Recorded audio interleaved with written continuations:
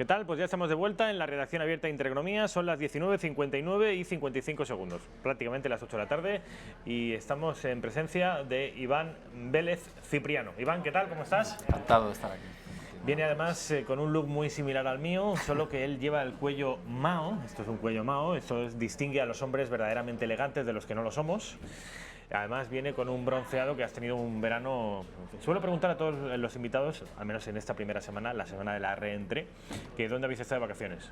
Pues yo he estado de vacaciones en un pueblo que es el mío, que se llama Carrascosa, y está en la Sierra de Cuenca, que es un sitio fenomenal y que recomiendo a todo el mundo, claro. Carrascosa, en Cuenca. Sí, en Cuenca. Cuenca es bellísimo. Yo conozco la ciudad mucho. He estado, todos los inviernos voy al menos una vez. Pero la provincia no la conozco y yo sé que es muy bonita, además me lo lleva diciendo mi amigo Iván desde hace mucho tiempo, que es una provincia muy bonita. ¿Tu pueblo dónde está? ¿En qué parte de la provincia? Pues, ¿Norte, sur, este, oeste? Cuenca, que es como una especie de pentágono, pues en el pico de arriba, en el vértice de arriba. Estamos ya lindando con Guadalajara. Estás invitado, por supuesto. Fenomenal. Habéis celebrado, de hecho, este verano, bueno, además lo organizas tú. Cuenta a los espectadores, ¿en qué consiste todos los veranos organizas en tu pueblo una suerte de convención? No, bueno, tú te refieres a los encuentros en el lugar, ¿no? Sí.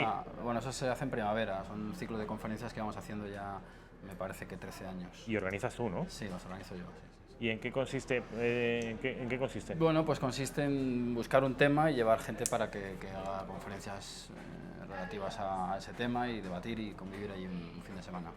¿Y tu pueblo es pequeñito? Pues es un pueblo que ahora mismo debe tener empadronados 65 personas, por ejemplo. 65 personas. Claro. España vacía, famosa. ¿Tú creciste allí? Sí, claro. ¿Y el instituto y el colegio? Al instituto me tuve que ir a Cuenca y luego a Madrid, pero el colegio iba yo al pueblo al lado, que es Beteta, un gran colegio, del cual estoy muy orgulloso de haber pertenecido a él. ¿Y al cole te ibas a la Cuenca capital? Al instituto. Cuando al instituto, perdón. La EGB, yo hice la EGB, dada Sí, mi avanzada edad, y ya primero de BUP lo hice en Cuenca y luego ya me vine a Madrid. Esa es mi biografía. Pues ese es Iván Vélez, que ya les he dicho a los espectadores, te conocen de sobra, pero vamos, ya les he dicho que eres uno de los discípulos, a mi juicio, él dirá que son las cosas suyas juzgarlo, más aventajados de Gustavo Bueno, que hace además 2 años se ha hecho este verano que falleció, y que es el autor de una obra que a mí me parece fundamental, que es imprescindible, para entender no solo el pasado, sino, ojo, el presente. Lo que lleva ocurriendo en Cataluña en los últimos años es muy importante conocer sobre la leyenda negra, aunque él dirá que su último libro no es ese, que es El mito de Cortés. Bueno, pues ya saben que esos son los 2 últimos libros de Iván Vélez. ¿Y estás trabajando en un tercero? O sea, en un tercero. Hay antes otros libros, pero que no son de historia, ¿no? No del todo. Estoy trabajando en un libro que tengo que entregar antes de que acabe el año sobre la conquista de México. ¿La conquista de México? Sí. ¿Y también te dedicas a derribar mitos negrolegendarios? Sí, siempre, todo el rato. De manera obsesiva. Sí, porque la realidad, como tú bien dices, la actualidad nos devuelve continuamente materiales negrolegendarios, ya sea del pasado, ya sea reelaborados, ¿no? Entonces yo pienso que como contamos con una documentación muy abundante, con unos archivos muy potentes en España, pues trabajándolos podemos ir desmontando todo este tipo de leyendas, que no en vano se llaman leyendas, que son pues construcciones, relatos que se arrojan sobre la historia de España, que tienen una repercusión en el presente bastante potente, como estamos viendo en todo esto que tiene que ver con el proceso independentista catalán. Yo escribí el otro día, defendía una tesis muy similar a la tuya el otro día en Facebook, en mi muro de Facebook, decía que la leyenda negra estaba en la base, en el sustrato de lo que hoy ocurría en Cataluña, y me decía un amigo, en fin, es un tipo listo y bastante cultivado, y me decía: no te engañes, Rafa, la leyenda negra es una cosa que conoce una parte muy pequeñita de la población, eso no afecta a lo que ha ocurrido en Cataluña, que es una movilización de millones de personas. La leyenda negra es historia, que la conocen los historiadores o tal, pero que no te engañes, eso no tiene nada que ver. No, pero creo que hay que distinguir ahí entre acto ejercido y acto representado. Es decir, tú puedes estar involucrado en unos asuntos sin tenerlos, digamos, delimitados, sin que estén distinguidos de otros. Es decir, que tú puedes estar imbuido de la leyenda negra sin saber ni siquiera que existe tal concepto historiográfico. Eso no anula la vigencia de la leyenda negra, que yo creo que es muy importante. Vale, ¿y cómo los españoles y más concretamente los catalanes separatistas han sido infectados por esa leyenda negra? ¿Por qué vías? Bueno, han sido infectados por la vía educativa, sobre todo, por la vía de una vida pública catalana pues que trata de establecer, o sea, de romper puentes con la historia de España, cosa que es imposible, pero bueno, a nivel propagandístico puede tener que ver, o sea, puede ser posible, perdón. Y bueno, pues ¿cómo llega un chico que nace en Tarrasa, por ejemplo, a creer que España es un Estado opresor ajeno que habría pisoteado las libertades de Cataluña? Pues con una educación completamente falsificada, que tiene además mucho de negro legendario, porque ya no es que España se presente como una especie de traba al desarrollo de una Cataluña que si no se comería el mundo, ¿no?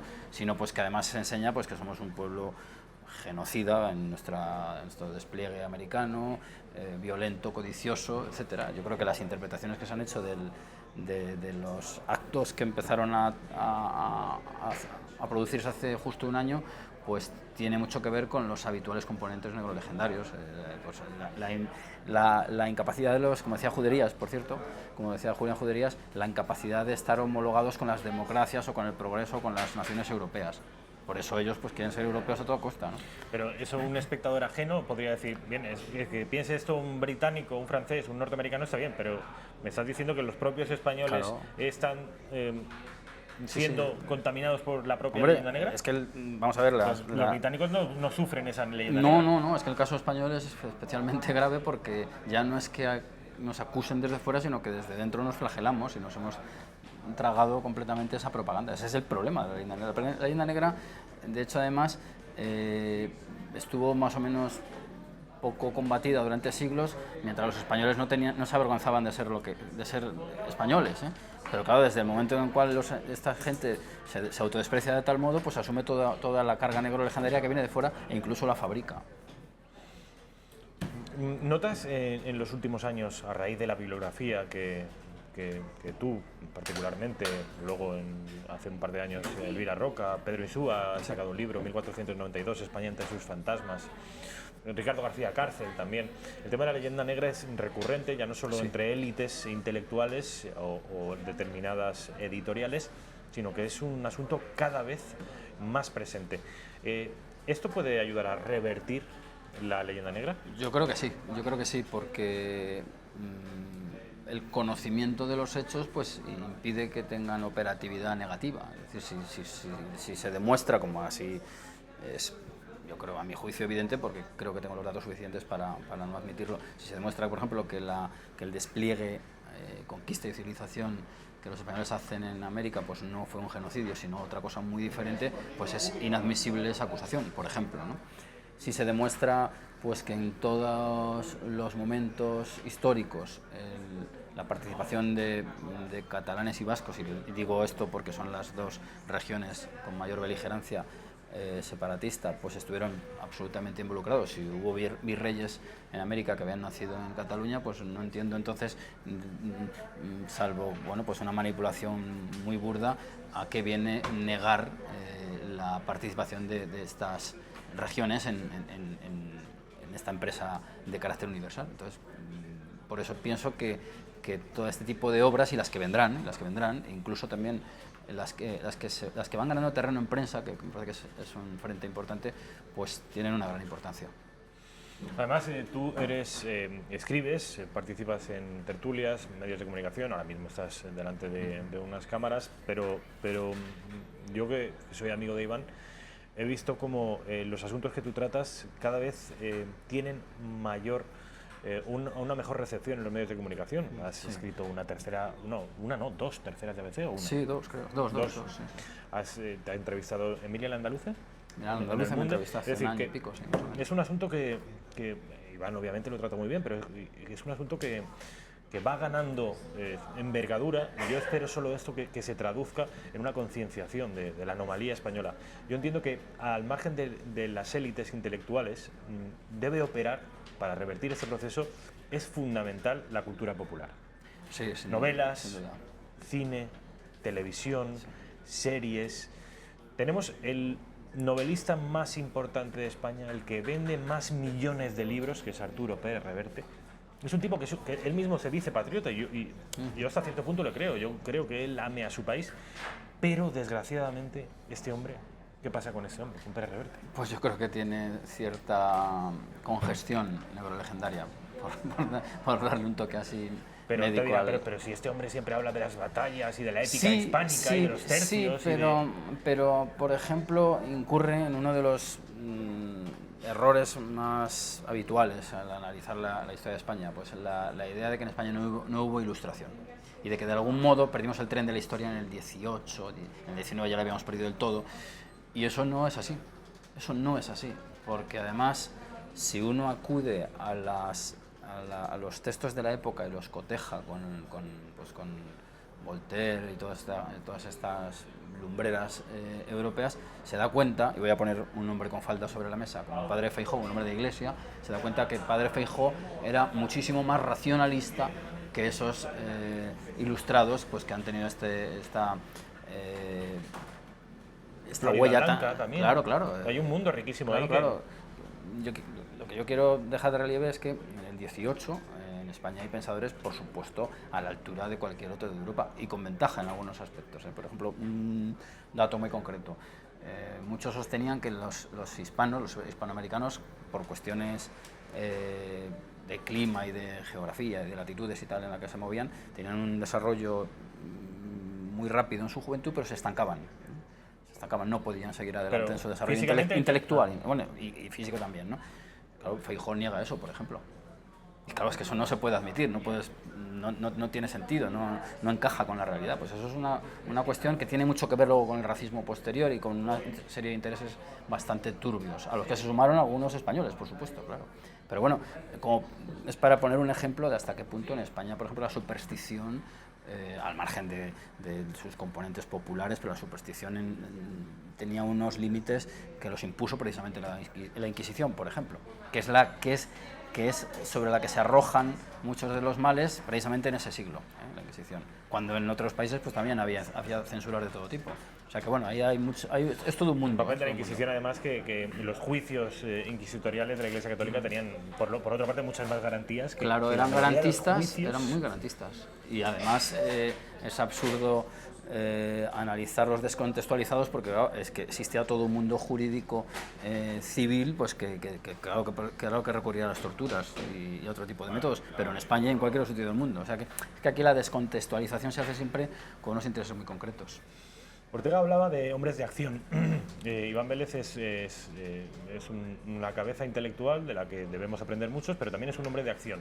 Le digo, escribe libros, nos ofrece muchas veces su visión de la realidad en diferentes medios de comunicación, pero también se patea a la calle y hace cosas como, por ejemplo, marchar en tanto que presidente de la Fundación de Naes. Director de la Fundación de Naes, siempre me equivoco, a la manifestación del próximo 9 de septiembre en Barcelona. A ver, cuéntanos. Sí. Bueno, pues de Naes se va a sumar, por supuesto.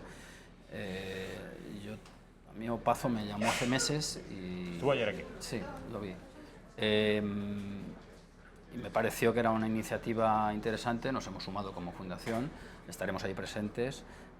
Yo estuve ya también, por supuesto, el año pasado en la manifestación multitudinaria del día 8 de octubre y yo creo que es fundamental dar la batalla en el frente, y el frente está ahora mismo allí. El frente hasta el momento, pues un frente con unos niveles de civismo bastante elevados, pero que no hay que descartar que se recrudezca. Entonces, pues para intentar evitar esto y para intentar además que se produzca el gran robo de la nación, que no otra cosa es la secesión de Cataluña o de cualquier otro territorio, creo que todos los españoles debemos pisar la calle, efectivamente, y enfrentarnos a estas sectas verdaderamente perniciosas. Bueno, pues ya saben ustedes, han visto además el cartel del próximo domingo, 9 de septiembre, ahí lo están viendo, gran manifestación en Barcelona a las 12, inicia en la Avenida del Paralelo y finalizará en la Plaza de España. Ya saben ustedes quién es el impulsor de esta iniciativa, a la que se une también la Fundación de Naes. Sí, hay que decir, que una pincelada, en relación con las élites de las que hablábamos, que piensen los ciudadanos españoles hasta el papel que han jugado esas élites en la estabulación regional de nuestros conciudadanos, ¿eh? Y en la creación de barreras internas al calor de mitos como el de la cultura, para que haya pues diferencias radicales entre regiones españolas, cuando es un verdadero artificio, ¿eh? Porque si uno va, por ejemplo, a las crónicas americanas, que es un tema que nos da una visión muy interesante de cómo se movía aquella gente, las diferencias pues eran bastante mínimas en cuanto a regiones, otra cosa serían en cuanto a estratos sociales, pero bueno, que la gente reflexione sobre ese asunto. Vamos a publicidad y a la vuelta hablaremos, ya se lo he avanzado a nuestros espectadores, sobre, ¿lo llamabas el contubernio? Sí, un artículo se llama El contubernio de la Ametlla. De la Ametlla. Un malicioso juego de palabras, claro.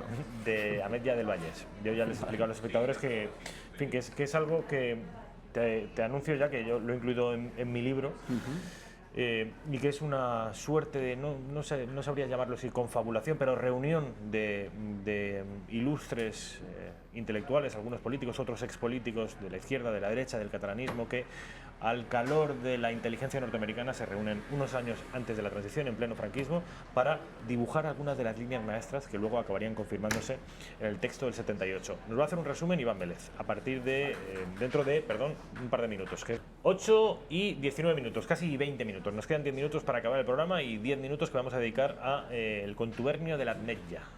La Ametlla del Vallès es una localidad en el Vallès, que es una provincia, una comarca dentro de la provincia de Barcelona. De Barcelona. A ver, ¿qué pasó allí? ¿Por qué es importante? Pues la Ametlla del Vallès. Es importante porque allí en diciembre del 64 se produjo una reunión muy interesante, muy interesante. Vamos a ver, estamos en pleno franquismo, años 60, estamos ya después del plan de estabilización, a partir del 59, y en España se están produciendo unos cambios, tanto económicos como políticos. Yo sostengo que el franquismo no es algo monolítico durante 40 años, sino que había muchas familias enfrentadas entre ellas, pero opuestas a otros, con un enemigo común que sería el comunismo. Entonces, en este contexto de Guerra Fría, dos bloques, ya se nos ha olvidado, pero existieron dos bloques, Unión Soviética y Estados Unidos, pues España era un país ciertamente anómalo, en el sentido de que era anticomunista, pero no era una democracia de mercado homologable a la americana. Entonces, claro, existía la posibilidad de que, por un lado, se vinculara al lado occidental, como así fue desde los factores del 53 en adelante, pero todavía había pues una oposición que era precisamente el PC, y podía haber cierta infiltración del comunismo, como así se intentó por varias vías, empezando por la revolución del maquis, fallida desde el principio, pero también por la vía cultural. Entonces, en España, aparte de otras estrategias de carácter bélico, de carácter económico, hubo una estrategia de carácter cultural que trató de aglutinar a una serie de personas pues, que habían pertenecido al régimen, pero que eran ciertamente algo discrepantes. Me estoy refiriendo, por ejemplo, como un personaje importantísimo, al mismísimo Dionisio Ridruejo, hombre de camisa azul de primera hora, que luego se distanció. Entonces, ahí se fue configurando, dentro de una estrategia de escala europea, un comité español del Congreso por la Libertad de la Cultura, que este era el gran organismo financiado por una serie de fundaciones interpuestas, tras las cuales estaba la CIA, pues que trató de captar a ciertos grupos intelectuales. El grupo intelectual español, que estaba dirigido desde París, pues tenía entre sus integrantes a Fernando Chocagoya, arquitecto, tenía a Pedro Laín, tenía a Julián Marías, tenía pues a Aranguren, en fin, a Julio Caro Baroja, un montón de gente que estuvo gravitando en torno al propio Tierno Galván, que estuvo gravitando en este ambiente. El proyecto a gran escala consistía en intentar construir unos Estados Unidos de Europa, una especie de pre-Europa, de Unión Europea, parecida a la actual, y ahí entraba en juego la idea de federalismo. ¿Por qué? Porque había que federar esas naciones pues ya constituidas. Entonces, en España lo que se hace es una lectura a escala interna de ese gran proyecto, y lo que se configuran son unos núcleos regionales que impedían además que un partido pudiera hegemonizar toda la nación. En este caso podría haber sido el Partido Comunista, y ahí lo que se constituyen son una serie de núcleos. Los dos primeros de ellos, los más claros son el llamado grupo catalán y el llamado grupo castellano. Digo castellano porque no todos eran castellanos, evidentemente, lo que se entiende por Castilla ya a esas alturas del siglo. Entonces, ahí lo que se empiezan a celebrar es una serie de encuentros, este es el primero de ellos, encuentros no por casualidad llamados Cataluña-Castilla, donde se discuten aspectos que tienen que ver con la lengua, con la financiación, en fin, que son un precedente del actual debate. Y entonces creo yo que son ellos y otros grupos también los que van configurando esa conciencia que aflora ya en la legalidad y en cierta realidad en la Constitución actual.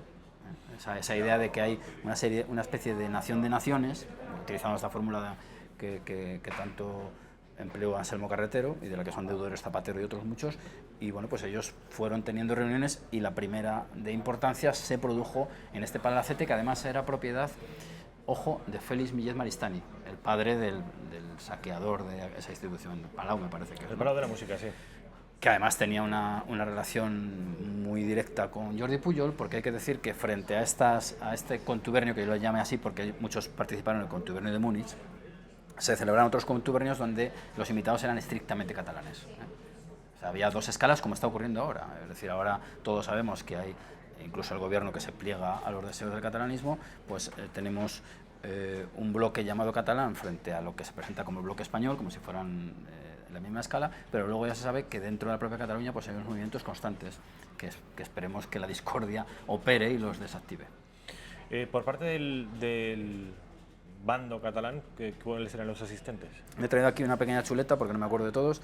Estaban allí Antonio Badia Margarit, Lluís Beltrán, Josep Benet, hombre importantísimo, senador muy importante. Estaba José María Castellet, María Manent, eran gente de la literatura, del mundo de la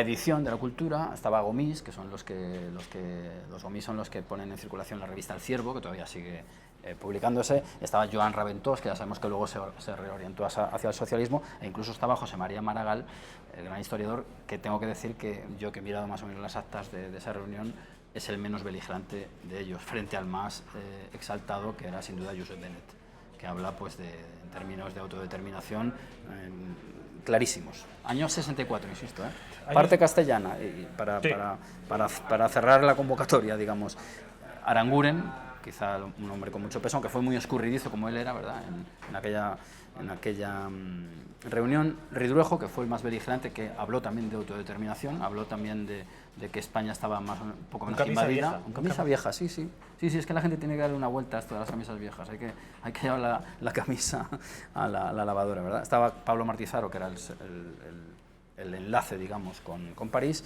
y bueno, pues entre bastidores hay que decir, aunque no llegó a participar, estaba Ruiz Jiménez, figura importantísima en la cristalización de los movimientos que surgen y de esa socialdemocracia o movimientos democristianos que navegan en esas aguas. Es decir, la inteligencia norteamericana o los estadounidenses instan a esta reunión, pero ellos no están presentes en estas reuniones. No están presentes. No es que insten a la reunión, ellos lo que hacen es configurar este comité, auspiciarlos, poner en marcha pues diversos encuentros, diversos proyectos editoriales, y como consecuencia de esto, para que veamos un poco lo que se estaba buscando, se establece el proceso de la Asociación de Culturas Ibéricas, porque hay que tener en cuenta que estos proyectos culturales abarcaban a toda la península ibérica porque ¿quién estaba también en Portugal? Pues tampoco estaba Salazar. Claro, estaba Salazar, que era una especie en el cual los americanos veían una especie de Franco en el espejo, ¿no?